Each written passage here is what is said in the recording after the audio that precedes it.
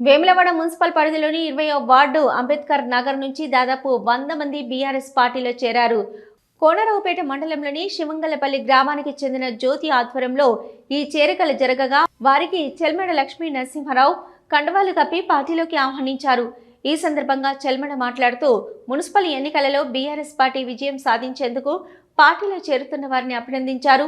గత ఎన్నికలలో ఇచ్చిన హామీలను అమలు చేయకుండా తమను ప్రభుత్వం మోసం చేసిందన్న భావనలో ప్రజలున్నారని, ఈ ఎన్నికలలో కాంగ్రెస్ పార్టీకి తగిన బుద్ధి చెప్తామని అన్నారు. పార్టీ విజయానికి కార్యకర్తలు కృషి చేయాలని కోరారు. ఈ కార్యక్రమంలో 20వ వార్డు అభ్యర్థి సందుల మహేశ్వరి, షరీఫ్ వార్డు సభ్యులు తదితరులు పాల్గొన్నారు.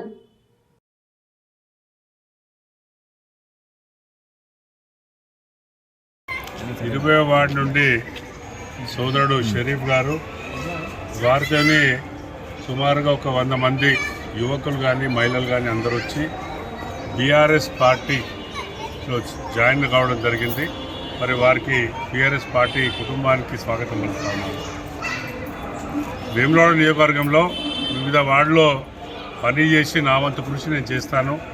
మరి తద్వారా మరి బీఆర్ఎస్ జెండా మళ్ళీ ఒక్కసారి వేములవాడ మున్సిపాలిటీలో ఎగరాలి అనే ఒక సంకల్పంతో రావడము చాలా సంతోషకరమైన విషయం.